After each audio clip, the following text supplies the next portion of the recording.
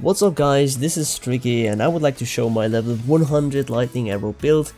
We'll get quite a decent amount of DPS, I have 4k life, and we also get a very nice amount of damage mitigation by a high evasion, dodge and spell dodge chance.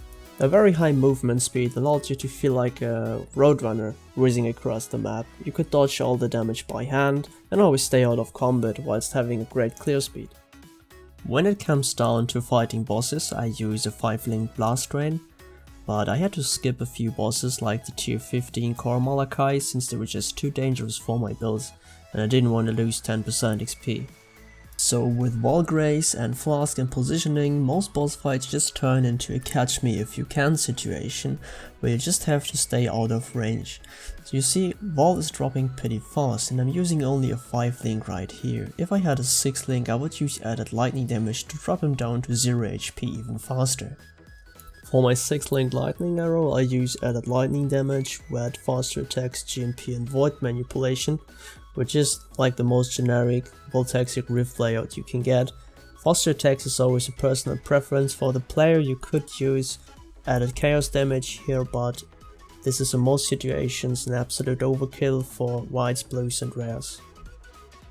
For the helmet I use a Devoter's Devotion over a Rat's Nest because it provides me with a higher movement speed, and I was lucky to get a 10% reduced Wrath mana preservation enchantment on that one.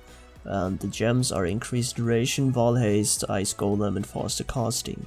You could also use Val Grace if you want. For the chest I use a non-legacy Hero's Ire. It lacks a life roll but provides me with a really good evasion and dodge roll. For the gloves I use rares which provide me with life resistances, attack speed and flat lightning damage. Herald of Thunder is linked to Curse and Hit and Assassin's Mark to generate power charges. For the boots I use Azuri Step with a +1 to level of Socketed Gems, Corruption, Wrath level 21 and Power level 4 and Blood Rage and Enlighten. That boosts my overall aura level of Wrath to level 26.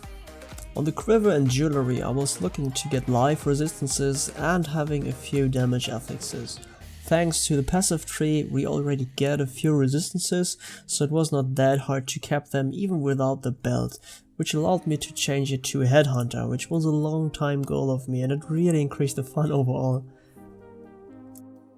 Flasks are a great layer of defense for this build and these are the ones that work best for me. 2 life flasks, one with increased recovery rate and one with immunity to freeze, just to open certain strong boxes.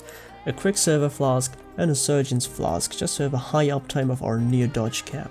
The last one is an Eternal Mana flask, just to have a lot of removal from blade effects. To finalize the build, here is my passive tree. Ranger is the best start due to its Deadeye Ascendency.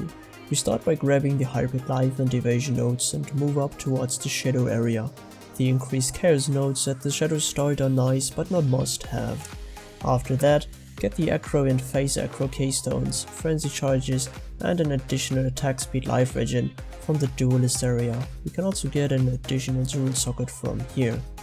For the Ascendency I went with the Deadeye's Ricochet and Farshot. So this was one of the strongest builds I have played so far. Even though I had only 4k life, I was able to reach my first ever level 100 with it, acquire a headhunter and meet a lot of new players and have a great time with them. And while Voltaxic Rift will receive a hefty nerf in patch 2.3, I'm sure Chris is going to balance all things out quite well. So have fun and see you guys in Wraeclast. We'll be right back.